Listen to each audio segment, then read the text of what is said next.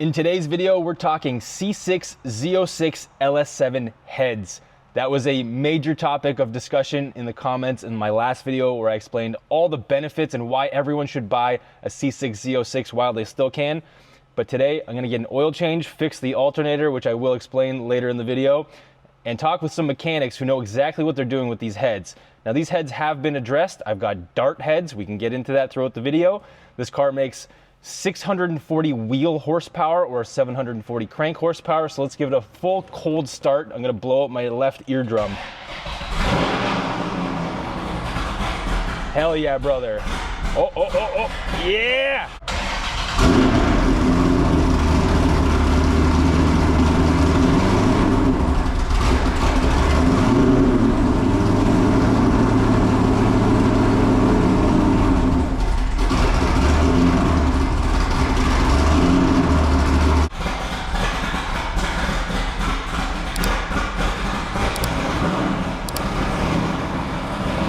That's a real cold start. Hasn't been started in weeks.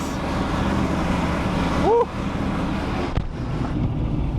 Let's head to the mechanics if you actually heard any of that. Can I get 20 assorted Timbits as well? Anything else? No, that's it. I think they upgraded the microphones because last time they couldn't hear me with all this chop. I don't really blame them. I actually had to shut the car off in the drive-thru last time. Also, I like to get Timbits and little snacks and coffees and stuff for the mechanics sometimes. I haven't seen the guys at Race Ready for a while, so, you know, just bring nice stuff and hopefully they take care of you. These guys always take care of me, so they're great. Thank you. Also, I just realized that, thank you. Thank you. Thank you. Have a good day. Sorry for the noise. I just realized that you Americans probably don't know what Timbits are, and you guys are hardcore missing out. I think you guys call them donut holes. Correct me if I'm wrong, but basically the center of a donut, but it's not actually that in Canada. These things are incredible. Shout out Tim Hortons, not sponsored. Also, the sour cream ones are definitely the best ones, sour cream glazed. And if you're gonna argue with me that, you're wrong. Okay, oil temp's getting up, so. Tires are still cold though. Now that the oil's up to temperature, let's give you guys a little taste of this LS7.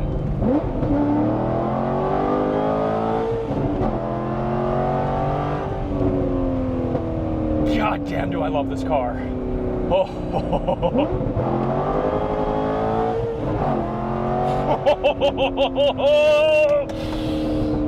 That's why you buy this car. Don't worry about the heads.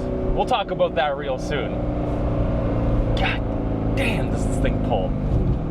Whew. All right, gotta chill.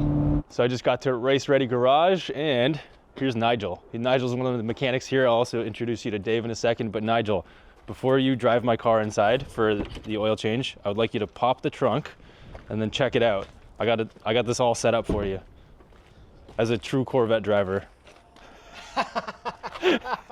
Perfect. Yeah, look at that.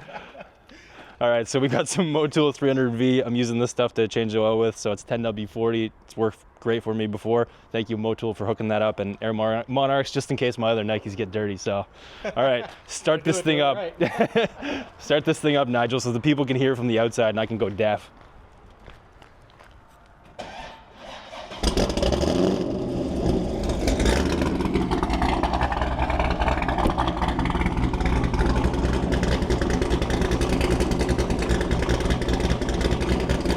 Hell yeah.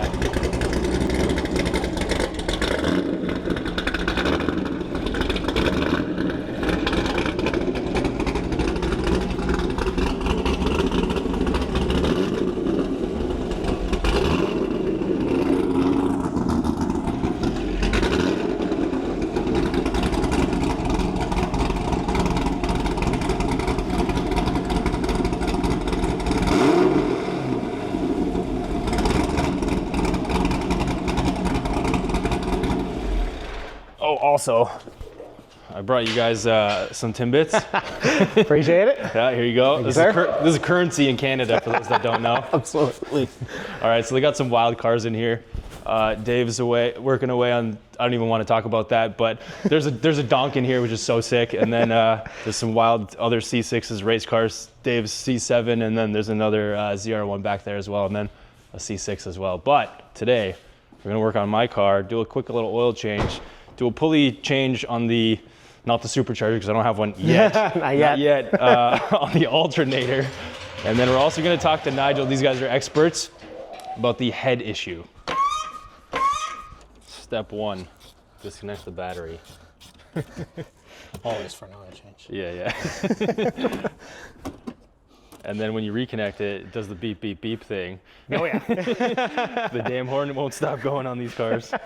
So for those of you guys that don't know, the LS7 does have a dry sump, so this is actually the tank for it. So there's the cap, and that's what holds most of the oil, not all of it, but quite a bit.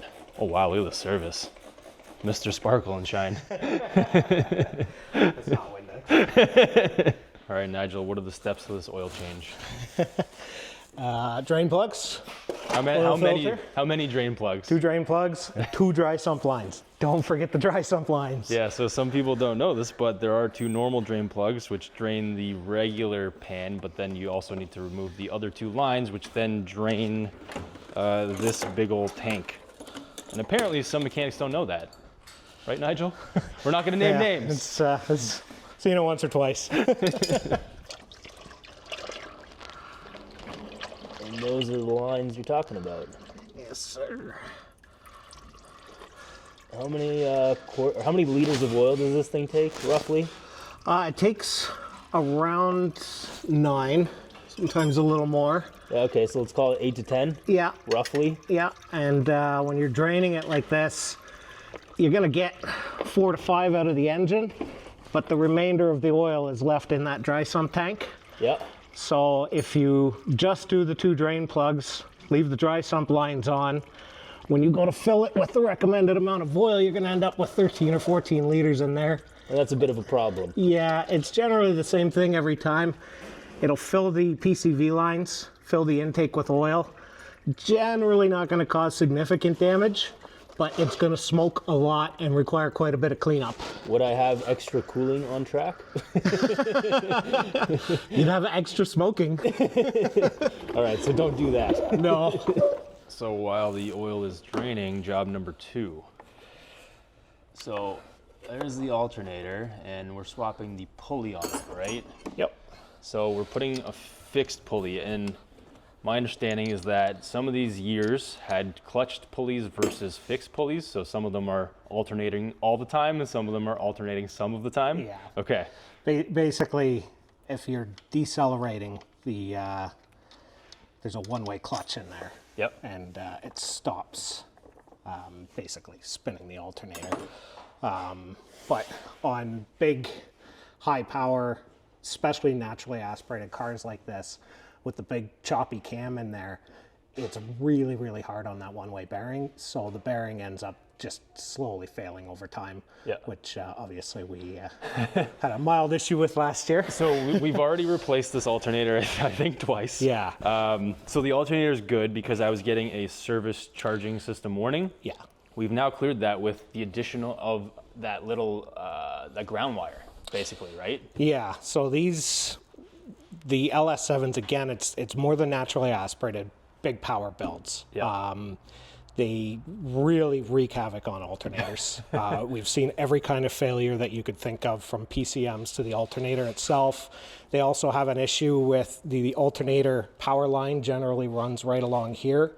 And I don't know what it is, but once you get the big cam in there, and I don't know if it's just a matter of it revving up really quickly now, we tend to see EMI from the ignition coils, and that can cause issues, causing charging issues in your dash as well. Right, and you guys also replaced my coil packs near the alternator. Yeah, we did the coil packs, we moved the line, we added the ground, replaced the alternator. And the starter, with a high torque starter as well. Yes. Thanks to Dave, let me borrow his. Yeah, so, I mean, you know, you start going in and adding big power like this, and you're going to start having issues from time to time, especially on a car with higher kilometers on it. Yeah. It's not like this thing was fresh off the showroom floor when Right. it started. So It was in good condition. it's in great condition. Yeah. But Yeah, it's gonna have little issues and stuff. Exactly. It's good that it's not an internal motor stuff. We will get to the LS7 stuff and the heads that you can't really see. But anyways, they're down there. We'll talk about those later. But so we're switching from my clutched pulley for a fixed pulley. yeah, because just a clutchless pulley. Yeah. what I've been seeing is, I guess clutchless. So what I've been seeing sometimes happening on my dash is that the voltage drops on the charge, I guess, alternate. So basically it's like kind of moving almost like a tach sometimes, which isn't good for voltage. So we're just gonna see if this is going to solve my problem. Hopefully it does. Well, it's not going to hurt. That's right. So we're using another OEM part that you guys just had laying around, which is great. Yeah. So now this one will be laying around for the next guy in case that guy's got a problem with something else.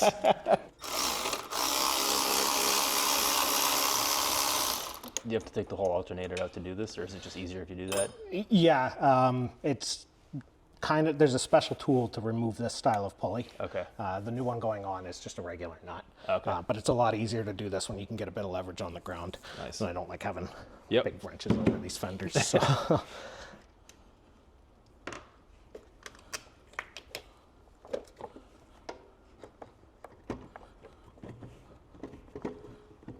Have to pull that cover off.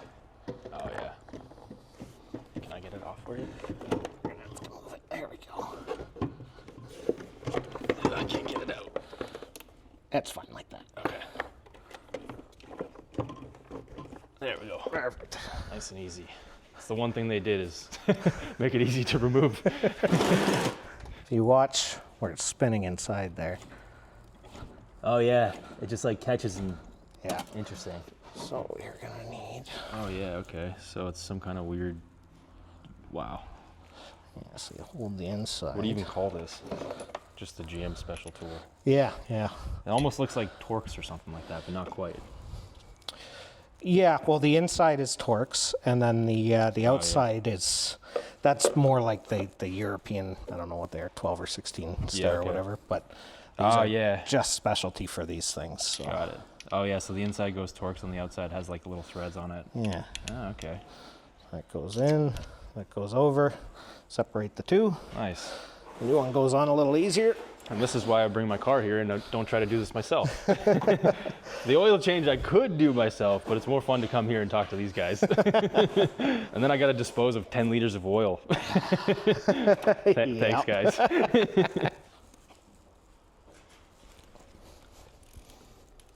That's not much tension on that. No, that one did go on fairly recently. Oh, right. Didn't want to go crazy with it because we knew where we were Yeah. pulling off to do this. So that's that. The bearing in the back. Pretty simple. So this is my new guy. Yep. Yeah. Not fancy, but Doesn't it'll need work. to be. Yeah. When I say new, it's used from somebody else's donated Corvette. It was here and it'll work. Yeah, exactly. Should need a collar.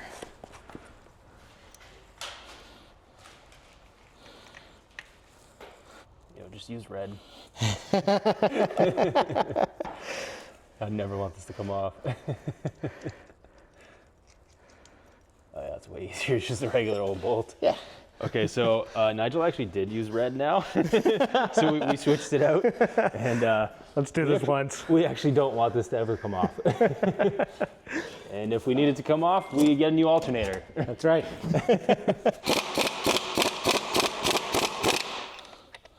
There's spec. Yep. What was that, 3 or 4 Ugga-Duggas? Yeah. Yeah. The usual. Perfect. All right, we're ready to alternate again. Make alternating great again, right? Oh, I hope so. Yeah. I mean, it was working. It's just that Yeah. a handful of times, not even a handful, less than a handful of times, I just saw the current drop and it was like, I don't like that. Especially if I attempt to road trip this thing anywhere, which... Yeah. Yeah. It's not what you want to see. No. I don't know if I will be road tripping it, but I just have that idea in my head. It used to get such good fuel economy before I did all of this. Like I think it was like 40 miles per gallon, like 6 liters per 100 on the highway or something ridiculous. They're not bad stock. Yeah. But after you touch them, then, you know. Yeah. Now I think I'm at like, I don't even know, single digits mile per gallon. Yeah. And It's the cam. yeah. Oh yeah. We'll get into that soon, guys. We'll explain everything that's been done to this engine. Yes, the all-important ground wire, which is saving that service charging system warning. If you guys don't know, if you have a service charging warning system and you tried everything, just try adding this ground wire. That's it. It's the most ridiculous thing, but it fixed all my problems. It's a miracle wire. Yeah, it really is. You guys should charge like $1,000 for that wire alone. Service charging system warning wire. There. Put a part number on it. Sell it. Oh yeah, and just so you guys know, these valve covers don't fit this intake manifold because it's an aftermarket one, but Nigel cut them and made them fit perfectly.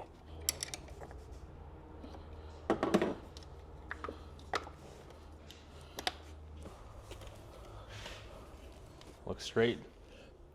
Looks good. Fancy stuff. Oh yeah, thank you so much, Motul, for hooking this up. We're gonna use a OEM filter as well. Always. Yeah. It's the way to go. It is the way to go for certain things like the battery. Although if you go with the anti-gravity, it's cool too, but if you're not, just go with the OEM stuff. Yeah. So crispy. All right, let's get this stuff in the car.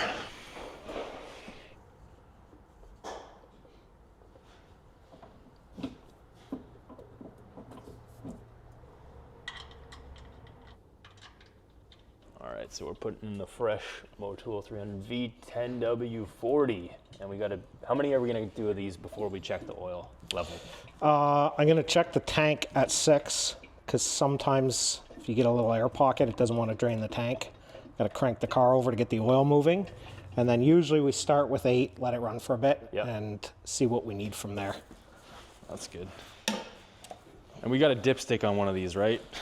We do. It's not a German car. That's that I have right. to deal with. Yeah. It's not in a conventional location, but it's there. Yeah, it is right there on the, right there next to the dry sump tank. I guess it's in the dry sump tank. Yeah.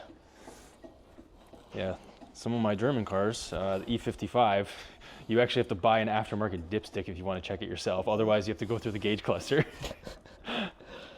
Yeah. Sometimes those German cars don't know. Life easy. That's an economy car's worth of oil. Just getting started. Yeah. Apparently some people like audio of this. We'll give the internet what they want. Yeah, some more oil change. Yeah. You can even hear the metal in the tin. I don't like ASMR. I'll probably just cut this part out of the video. Do you have the keys? Is it gonna? We're good. Yeah, because it hasn't been long enough, or what? Hasn't been long enough? I guess not. Okay. They're hit and miss. We didn't actually get a horn honk, which is really annoying. I mean, it's good this time, but it's annoying when it goes off. Okay. First fire up. So, make sure we got nothing on the ground. Looks good. So you just leave this right here in case you need to add more? Yeah, we'll definitely need to add more. Yeah. So, just gonna run it for a moment and see Fire it roughly up. where we're at. I'll do the honors of going deaf.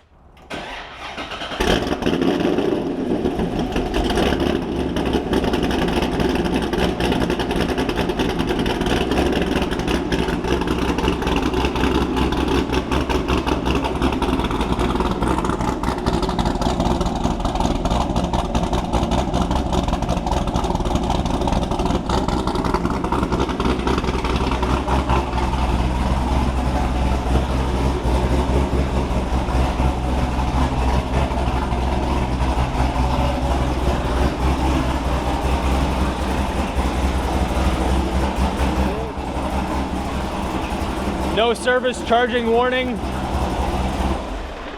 sir. The alternator's alternatoring. Heck yeah. There's the honk. Yeah, so we got a working alternator. That's great. So you put in how many bottles? So it's 4 bottles. We got 8 in it. Yep.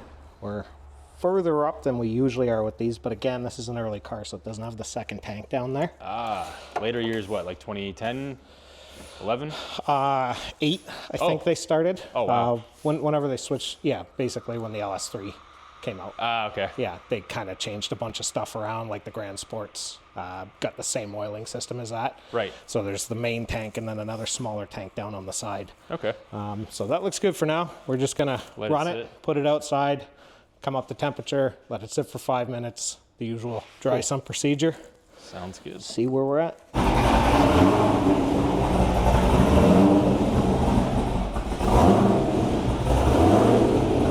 So the Z06 is outside getting warmed up. Now it's time for some head talk. Now I've done dart heads. These are the second heads that I've had to do on here. Now the reason being, the first heads were ported. So they were stock heads, but they were ported. And we had a bit of an issue with those. They were over ported. So now we've gone to a dart head, which is completely cast by its own casting, which dart is obviously very well known. Yeah. I think Texas Speed, and there's a bunch of other companies you probably know of that make their own castings. Yeah. So yeah, your recommendation is probably to just go with a fully cast head rather than a over ported, a little extreme head? Yeah, if you're going to the extent of that car. So basically, the obvious head issue with these is the valves. So the valve issue is the bore that the guide sits in from GM was drilled just slightly off center.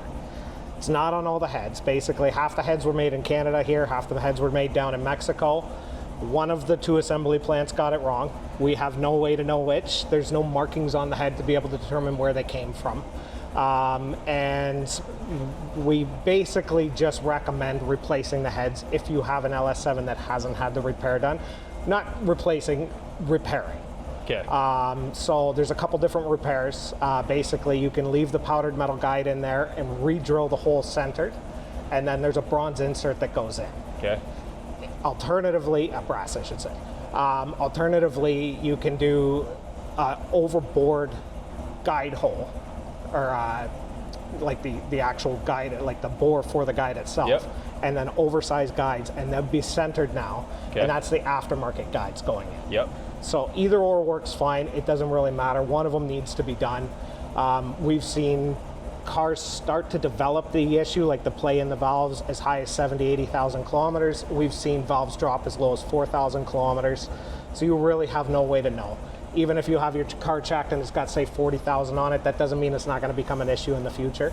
And you were telling me earlier, sorry to interrupt, but roughly about 50-50 if they're going to drop or not kind of thing? It seems to be. It's close enough to it that we just say it's 50-50, and seeing as we can't determine whether or not they're going to be all right, without sending them to a machine shop and having everything like properly inspected, at that point, just have the repair done. Yep. And you're pretty much good to go from there. So if the repair is done correctly, you're good to go from there. You shouldn't have any issues, because I saw a couple comments on the last video saying that even if you get them repaired, they can still drop. Now you're saying that's likely some sort of error in the installation. Yeah, so that can be a bad installation, a bad repair, or alternatively if the powdered metal guides are pushed out and brass guides are pushed in but not oversized, they're going to sit right back to the same spot that they were from factory, and you're going to end up with the same issue in the future again. Okay.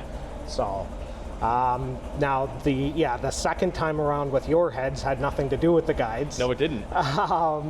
So the factory heads, they're fine to port. They just have a point where it's cast metal, so it's porous metal. You don't want to go too far with it. They're around 250 cc's, maybe 255 stock, something like that. Yours were at 285. And at 285 cc's, you're literally paper thin. So when you take into factor the porosity of cast aluminum, it's just inevitable. Sometimes you're going to end up with a tiny little bit of seepage through the head. Yep. You just didn't develop right away. A bunch of heat cycles, a bunch of abuse. A little bit of track days, yeah. It showed its ugly face. Yeah, so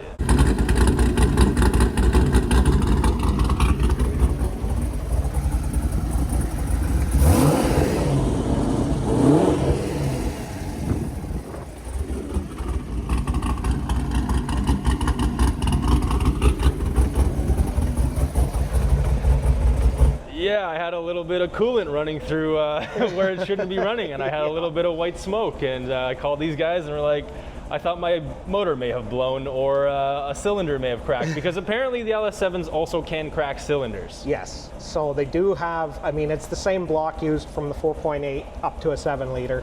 You know, if you're talking about a 4.8 to a 7 liter, there's more stroke, but all those cubes have to come from somewhere, so they're physically bigger pistons. Yep. So you're going to end up with a thinner cylinder wall.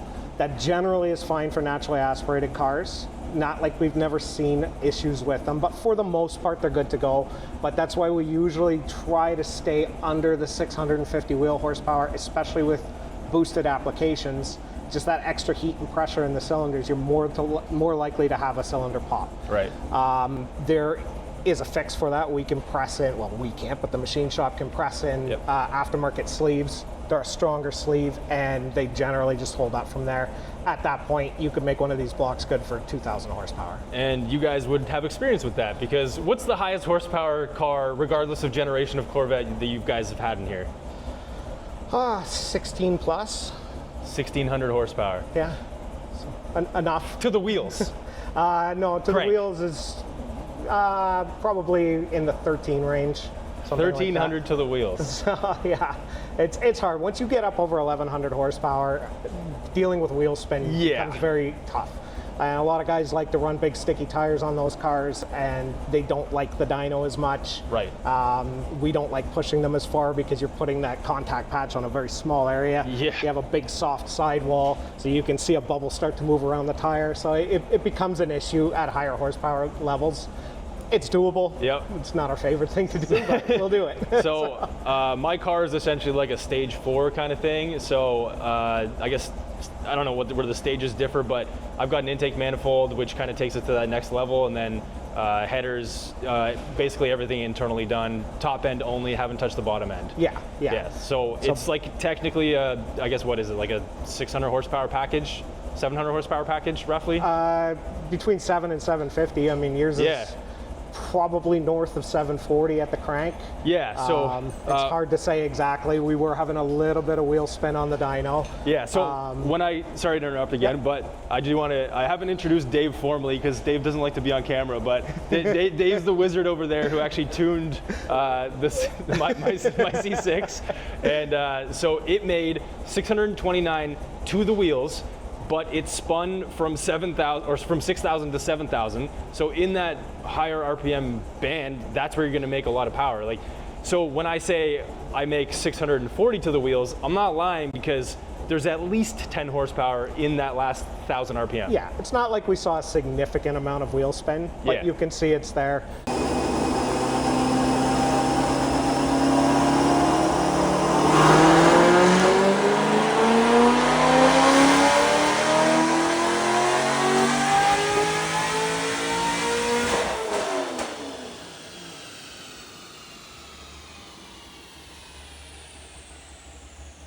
That package will just keep pulling up our engine RPM versus what we were seeing from the dyno speedometer. Yep. Didn't match up. We know there's no clutch spin there. Yeah, because I also have slip. I have the McLeod, was it the RST 800 horsepower clutch? Yeah, which is a great clutch, by the way. Yeah. Nice and soft. Nice drivable clutch. Oh, yeah. Yeah, so. So yeah, it's not clutch limited, it's tire limited. The tires were a little bit old. I think they're 2 seasons old at this point, so I do have to get new Continental Extreme Contact Force tires for this thing. So that pretty much addresses it. I've got headers. Oh, we did have some heat issues, so with actual physical heat into the cabin, so that's another thing that we did have to do. For those of you that don't know, there's a torque tunnel that runs underneath the car that connects the engine to the transmission, because the transmission's in the back, so that thing, with the torque tube spinning and the exhaust being routed through there, it gets real hot. Yeah. Once you do headers. Pretty close to your legs. Yeah. So not a lot of I've got material in between. So I've got 2-inch American Racing headers. Like, they're huge. Yeah. Into a Corsa Extreme, so it gets quite hot. Maybe next time I would have ceramic coated the headers or something like that. It's not a bad idea. Yeah. Okay. So I mean, does that address the whole LS7 head problem that everyone wanted to talk about? Yeah. Is there anything else to talk about with the head specifically? Not particularly. I mean, the big issue is the valves. Get the guides done, you're good to go after that. And from there, don't overport your heads. Yeah, exactly. That's it, 275cc or less. And if you want to go higher, do aftermarket heads. There you go. Have it from the experts, not from me. But I do have to flex a little bit, because apparently from you guys, I didn't say this, they told me, I still have the naturally aspirated horsepower record for an LS7 here without touching the bottom end. You do. At this dyno here, and it's a, what is it, dyno jet? Dyno jet. Yeah, it's a dyno jet. So the most naturally aspirated horsepower from that car came from my car, which is pretty sick to have. Yeah. And it's running great. Like, it's it's dead reliable. The engine itself, it's just all the little things around it with the alternator and stuff, because you introduce so much heat that things are just gonna happen. Yeah. A lot of heat, a lot of vibration, a lot of building RPM quickly. Yeah. So there you have it from the horsepower experts themselves, Race Ready Garage. Oh, and by the way, this is an LS shop. That's why they have a Lincoln LS right there. That's right. Anything LS. You can only drive an LS in here.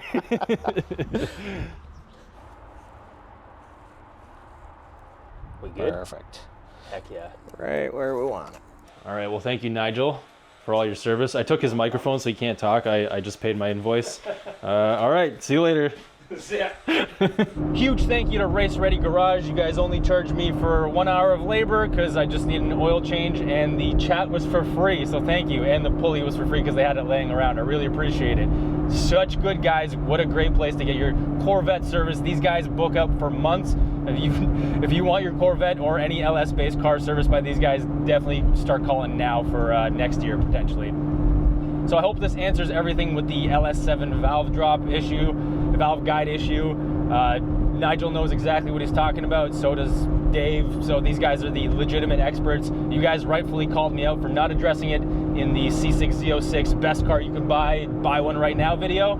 So now this issue is fully addressed by the experts, and I wanted to justify the issue by getting the guys who actually know what they're talking about to talk about it rather than myself. So now I'm just gonna enjoy my drive home. Hope you guys enjoyed this video, and I still recommend buying this car because, you know what? These heads, whatever. Just budget yourself an extra $5,000 to, I don't know, $12,000 to address the problem, make way more horsepower, and enjoy this thing.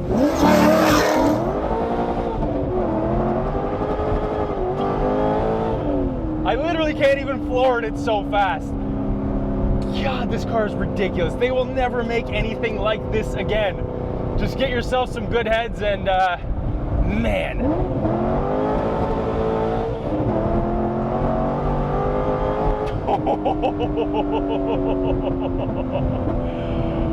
What a car. I'm not even a GM fanboy. I'm just a C6 Z06 fanboy. Thanks for watching. Definitely subscribe if you like this video, and more content is coming with this car. I'm gonna keep talking to the guys from Race Ready Garage. We've got some videos planned for some more horsepower, talk about how to get to certain power levels and things like that. See you guys then.